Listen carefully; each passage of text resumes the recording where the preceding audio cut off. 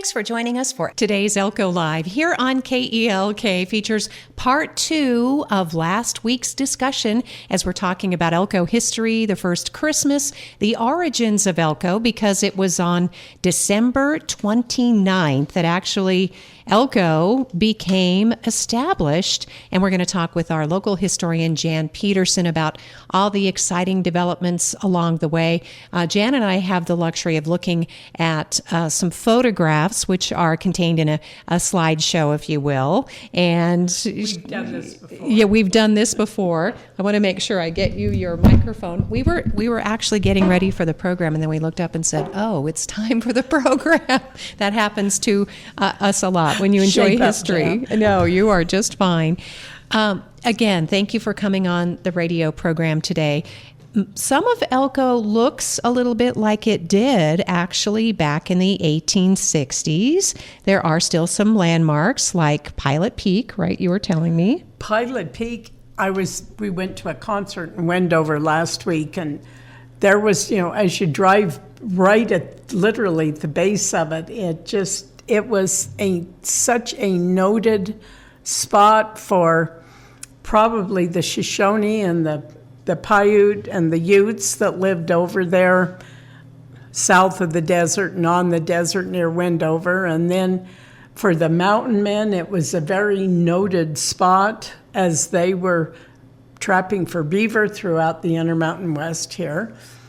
And then the few people, and it was so marginal, the amount of people that really took the Hastings cutoff, because the commonly used route was up to the City of Rocks in southern Idaho, and then coming down almost through Jackpot, through the Thousand Springs Valley up there at the Wine Cup, because the fur trappers said, why would anyone drive across a 90-mile desert in the summertime? I mean, let's get real. Unless they were in a Ford Explorer with air conditioning. Yes. So, yes. And even then, yes, it's a dirty trip. It is a dirty trip.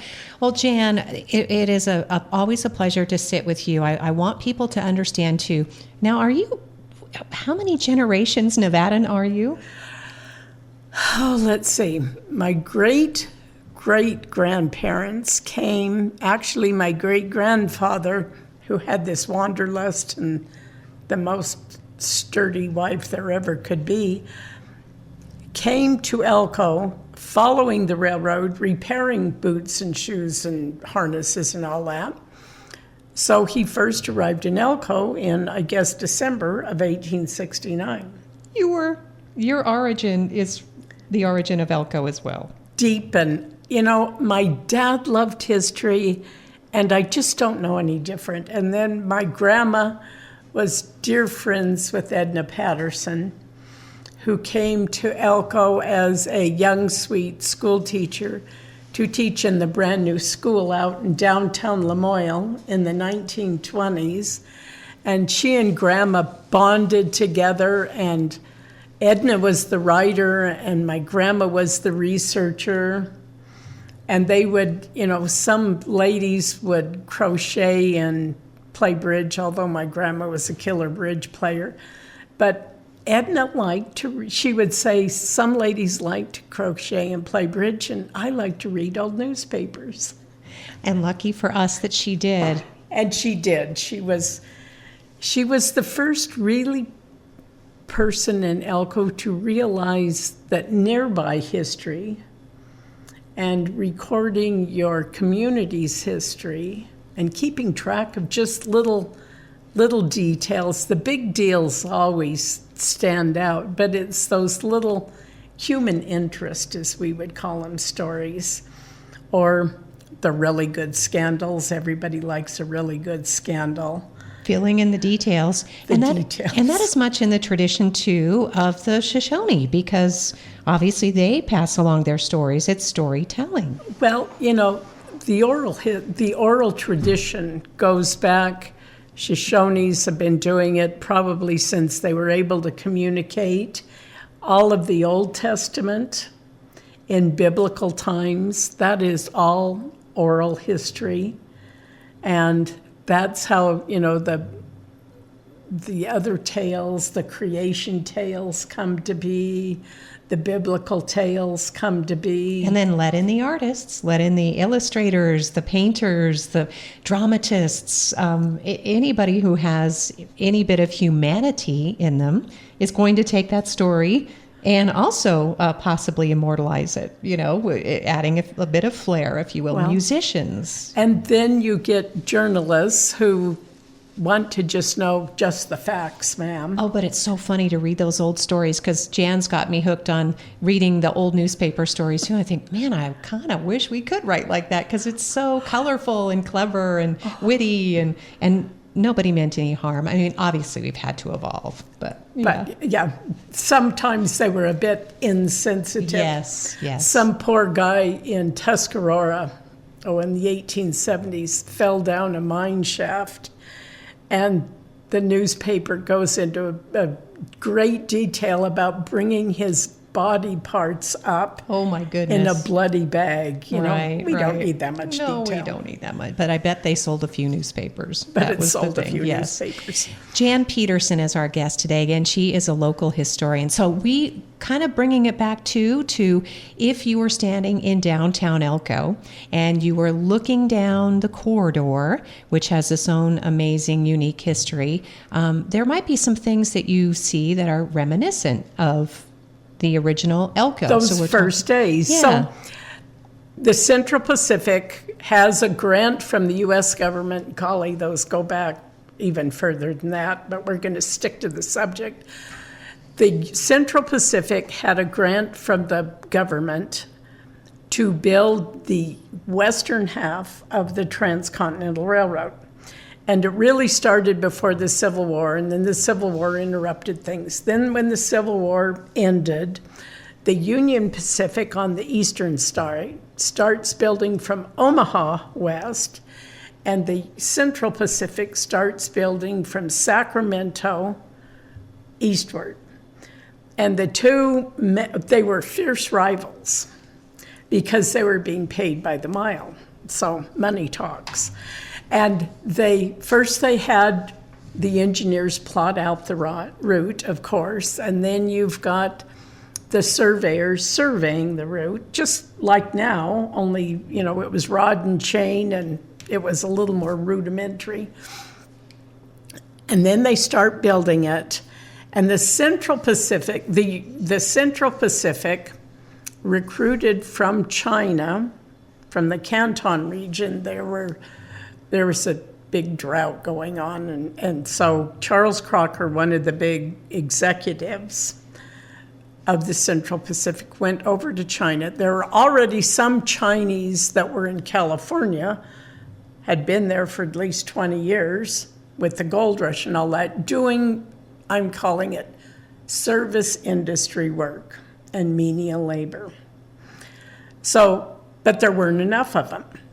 So Crocker goes to China and recruits these guys to build the railroad, and man, they had a tough time. Building our half of the railroad was a whole horrible, tedious issue anyway, hacking your way through the Sierra Nevada mountains. And once you got over the Sierras and into the Truckee Meadows, where Reno is, it was kind of easy going, but it was inches that they would succeed in doing on a daily basis. So anyway, then they get to Elko, December 29th, and it must have been, well, it wasn't as mild a winter as today, but it was pretty snow-free.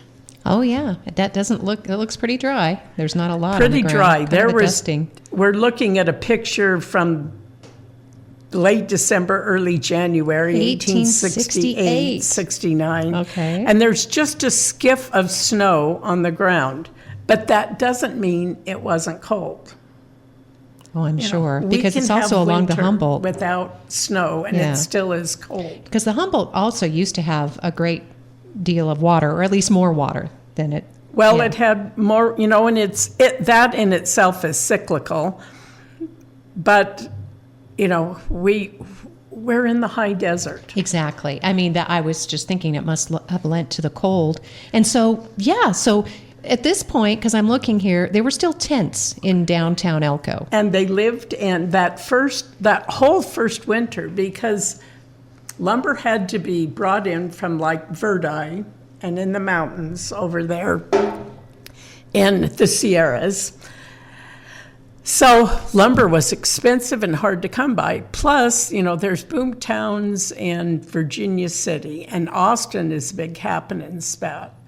So there's freight teams running back and forth all the time, and there just wasn't enough leftover stuff to spare to send to Elko. So people are living in tents in Elko in the winter months. Same thing. Any kind of timber would be up in the Ruby Mountains, it's very, very far away. Very far away, and as far as I've ever heard, there never was a lumber mill around here. I hadn't heard that. Right, exactly. I thought about, because Sherman Station, the Walthers built that hand-hewn logs. And those are round logs. Okay, yes. Not flat board logs. Exactly. Yeah. They're not milled, yes. So, and that wasn't built until 1907, modern times. Oh.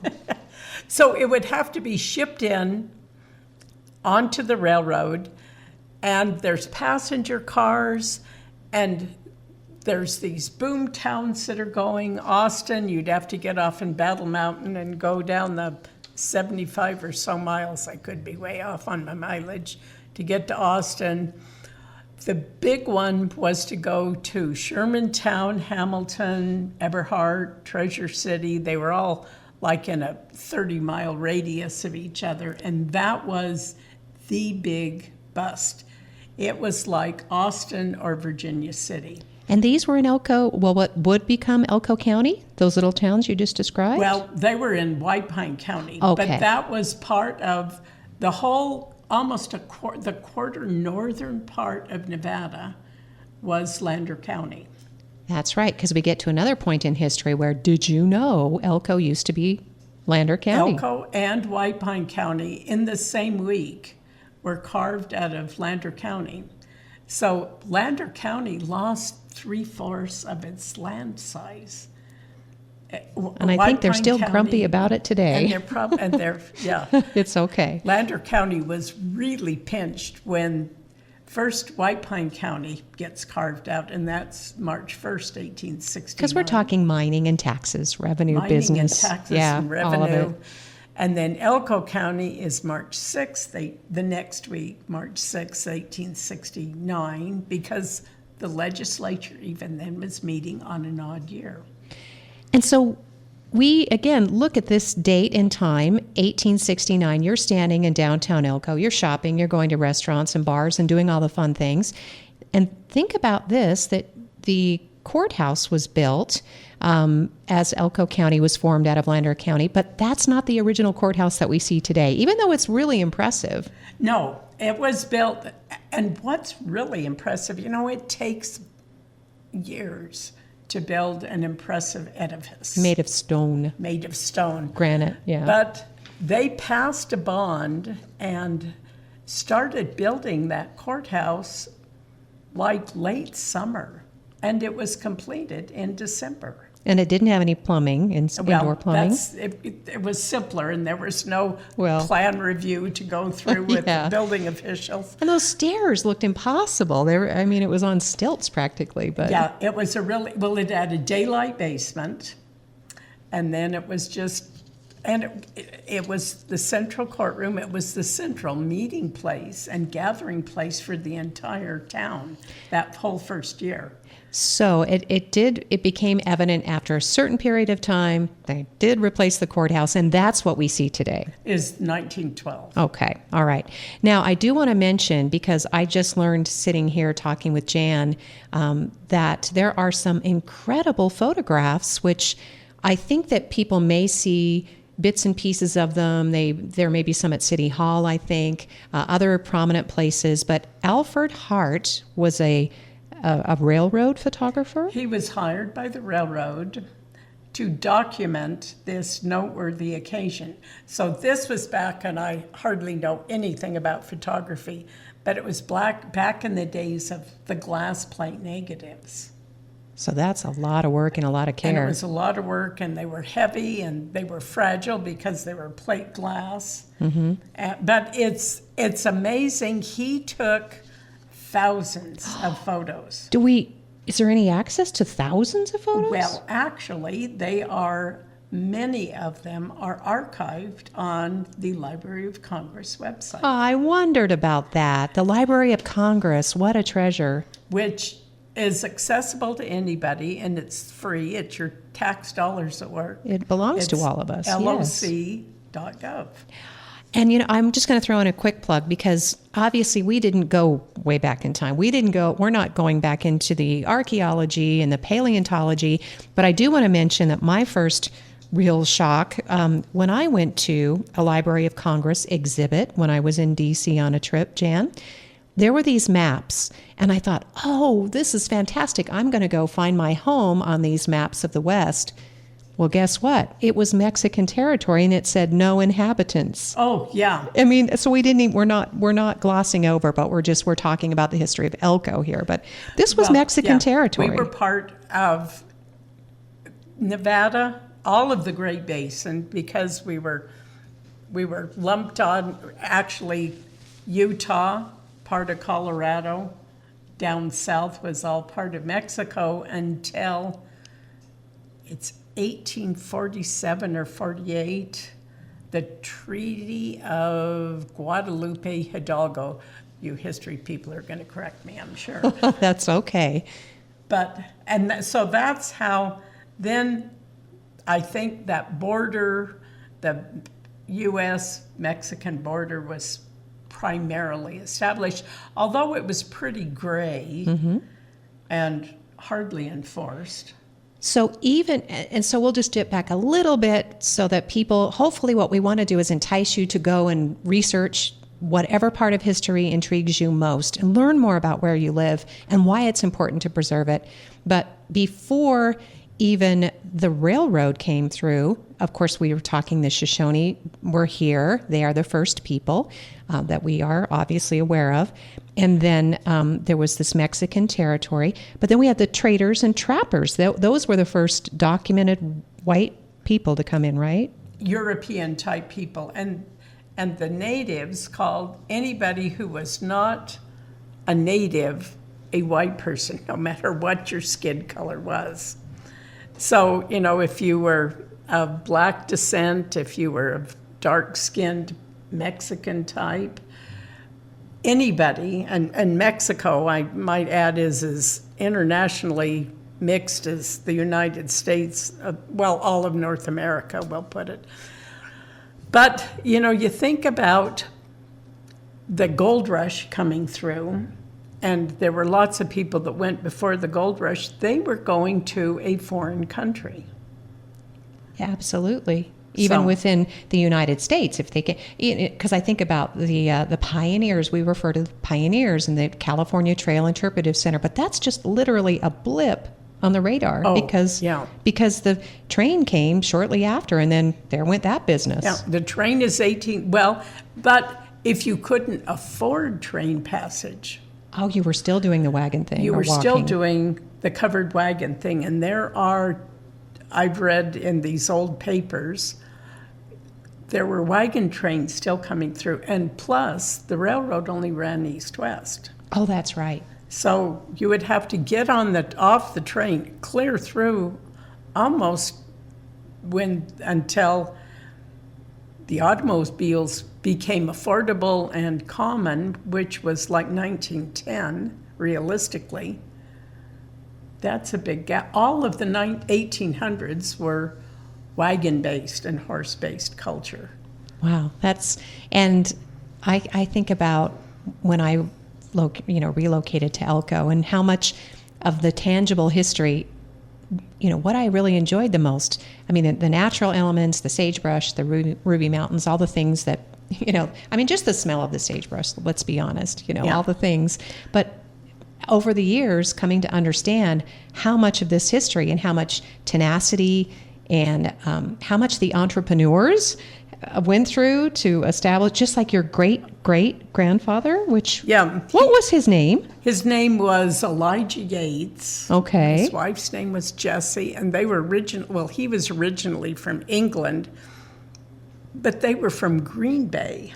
Wow. And so after the railroad's completed and he moseys on back to Elko, he liked Elko, and then he telegraphs his wife in Green Bay, which had to have been a project in itself, and she gets on the train with 4 little kids. They had 4 kids. And makes her way from Green Bay to Elko, arrives here June 10th, 1869, a month after the Golden Spike. Oh my gosh, no wonder you love local history so much. So I thought there was a Jessie Yates who married. And she had a daughter named Jessie. Oh, okay, and she married in Tuscarora. Right? And they were married in Tuscarora, 2/2 of 82. Oh. 2/22 of 82. 1882. Let's be clear here. Yeah. Yes. Wow, Jan. So, it's just fun, and everybody needs to go, and there's lots I don't know about my family, and you're never done. Turns you into a good detective. And the DAR ladies in Elko are a great resource. Oh, are they? The Okay. LDS Church, you can research stuff for free, or you can join Ancestry and dig a little deeper. But it gives you, knowing your family background, gives you that sense of place, and knowing who had red hair and who had freckles and who was tall, who was short, who was round, who was skinny, and their personalities. And you get those stories behind just black and white figures. I'm so glad that you mentioned that, because again, it's the holiday season. People can talk and meet with each other. If you're looking to do something other than watch shows or compare social media videos, learn these stories. I've become fascinated with, and because I have a Prussian ancestor, and I think I've mentioned this to you before, and he left his country because he advocated for a free government, and of all places landed in Iowa and worked for Burlington Northern. And so it's fascinating to me that here I live in a town that's also completely transformed by the railroad. Well, and here's my tourism pitch. Heritage tourism is an ongoing side part. Tourism is not just going to watch cars racing or going up in the hills and hiking and enjoying the natural things, but there are a lot of people that like to go and visit places where their ancestors lived. Even if you're going back, I got to go to Boston about 10 years ago with my mom, and we found her first relative's gravesite in Boston from 1690. What? Which was really cool. That is I do remember those photos. I think you shared that experience that way. Wow, Jan. But we all can do that, whether you've got somebody that traveled down the California Trail. Mm-hmm. There's all sorts of spots you can go and witness the actual trail ruts. Or a lot of people in mining have been here briefly, or maybe they came with the first boom, or the 1960s boom, which was a while ago. And you can drive past those mines and see a glimpse of what really is remnants today of what took place then. Because we care about our history, and we haven't paved over all of those wagon wheel ruts, or mining. The technology is advanced and changed considerably, but you can still see the landscape, and we care about our history, don't we, Jan? Well, and we like the connection of where you've been, where you're going, what your dreams and hopes for the future are. Mm-hmm. Maybe they're pie in the sky, maybe they're not. Well, Jan, this is always fun to visit with you again, to talk about what local history that we're aware of. You're always looking for more local stories.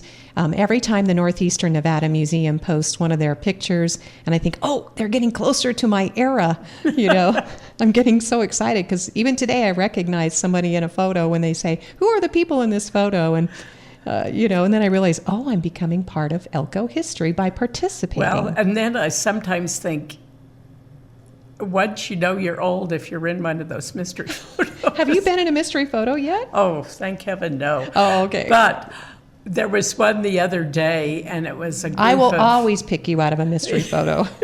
Don't worry about curly that. hair then. Now I don't care. But there was one, and my husband looked at it, and the one he picked out there were two. Lena Blom. Oh, I know. I saw her too. Who had really curly hair then. And just as beautiful as ever. Carla Gilligan. Oh, yes. So Carla now lives in the Phoenix area, so I sent it to Carla, and Carla said, oh, it had to be before 1992 when I had really dark hair. She has gray hair. Oh.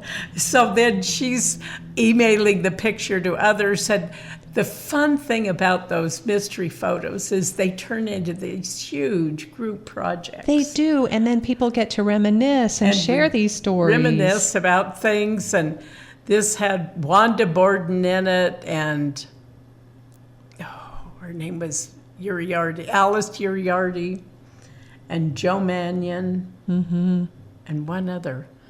Wanda Borden was in it, and they were all realtors. Oh, right. That makes sense. That Okay. probably all got started with Bert Gurr, who is the father, I swear, of realty and modern Elko.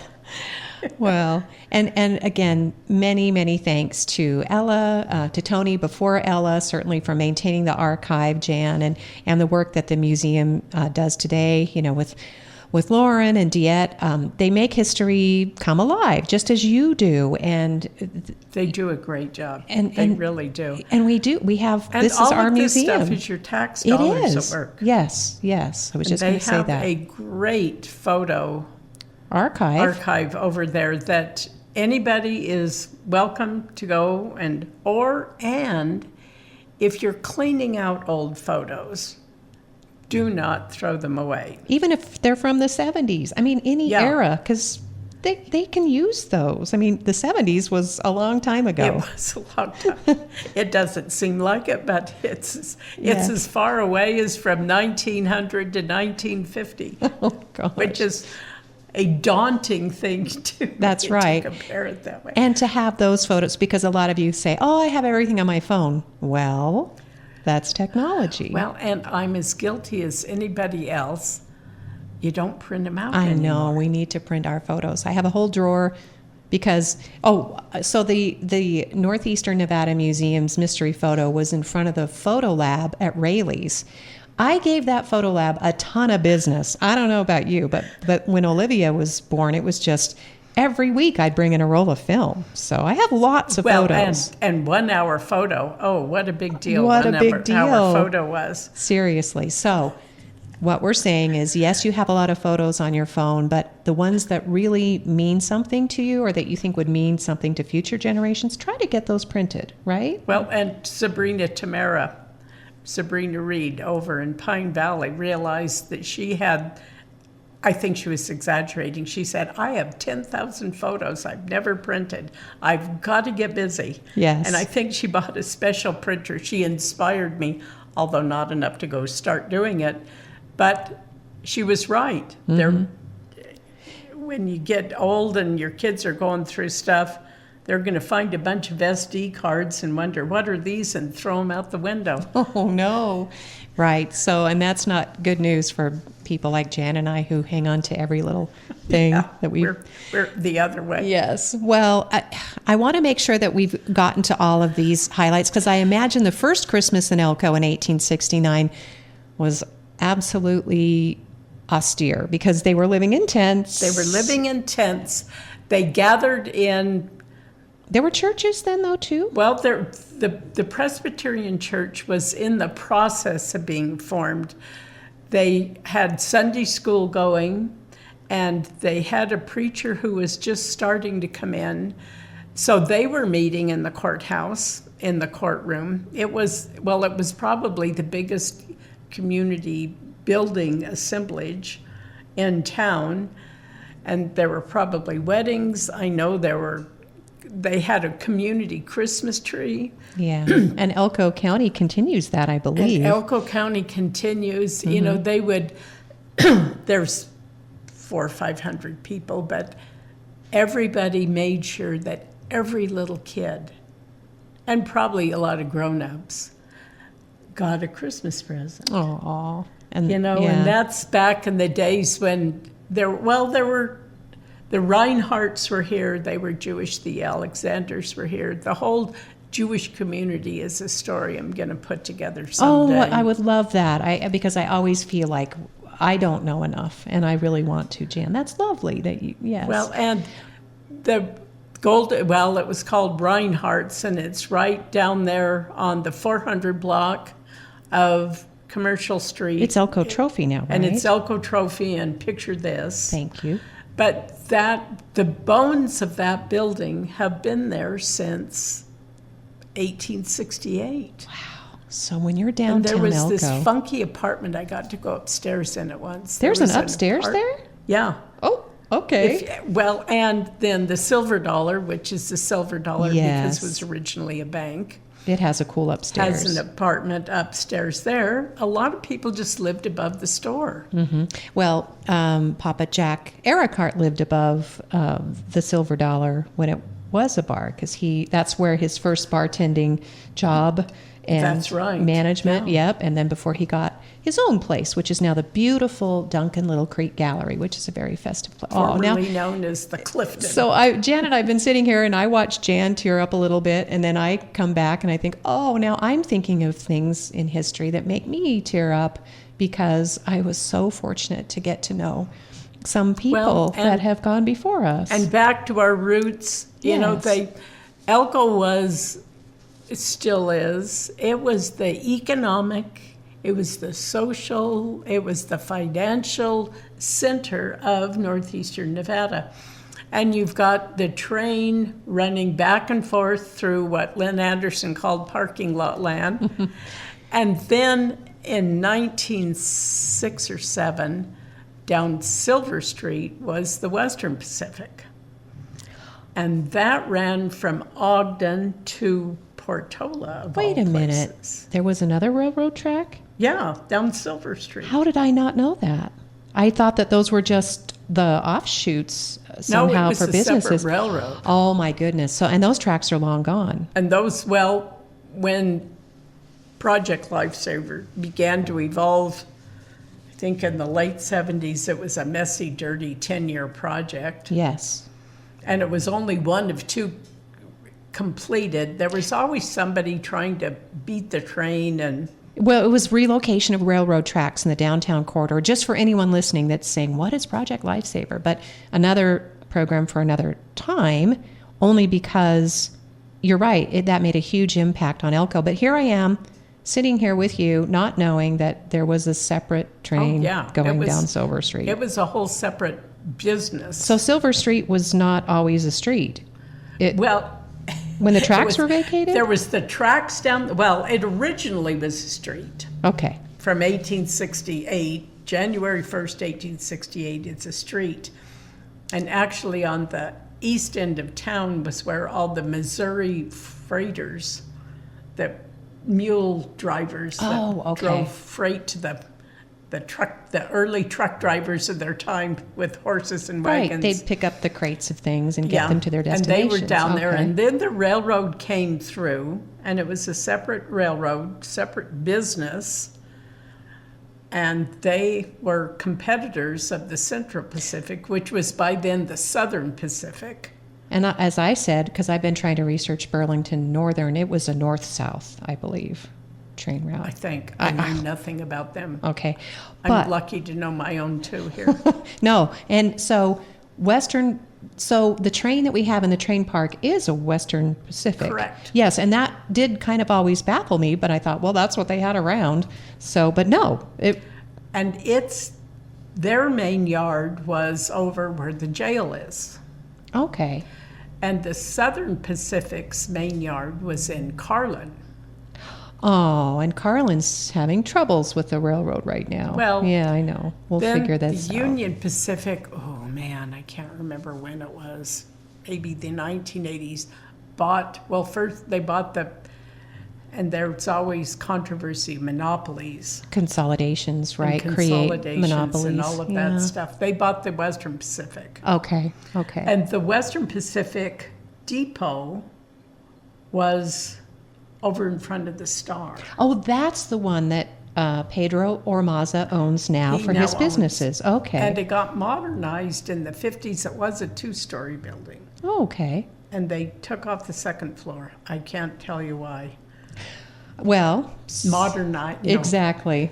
Modernity Yeah. takes over, and you want things to look shiny and new, and Well, I'm not that way. But I, Jan, as always, appreciate so much your time.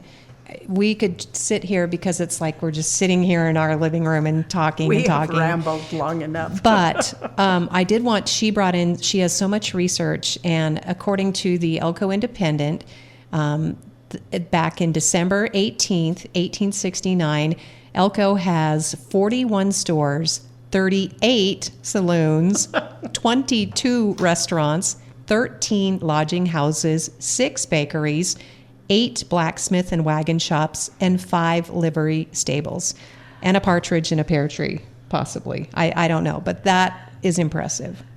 There were and not one church. Not one church One yet. in the talking stage. Right. 1,000 buildings, about 3,000 people within an area of 4 miles from the new courthouse. So it was happening. Things were coming up, but so We've grown. We've grown. Progressed. Yes. I want to make sure, though, that you got to the talking points you were hoping to, just because we're closing out today's show. Happy birthday to Elko, and thanks for coming. And we need to do this every year. We need to celebrate our heritage and our history, and looking forward to the future. We've got so many cool things going on. We do. And an optimistic future. You and I are alike that way. I just want to know what happens next. I mean, sure, we all get worried about things, but we just say what happens next. And Jan, I really appreciate having you as a colleague and a friend. And we don't have to wait for a year because obviously you publish a column in Everything Elko magazine. So thank you, Katie, for including that, because that is it has great photographs, and you have done meticulous research. Well, and they're just fun to do and to celebrate our past, and looking forward to what takes place around the bend. We never know exactly, but you have to operate on faith and hope, and for the most part, it looks pretty good. It does. It looks pretty good as long as we pull together. Jan, thank you. All right. So happy birthday, Elko, and Merry Christmas, everybody, and Happy New Year around the corner. And thank you, listeners, for joining us for Elko Live today.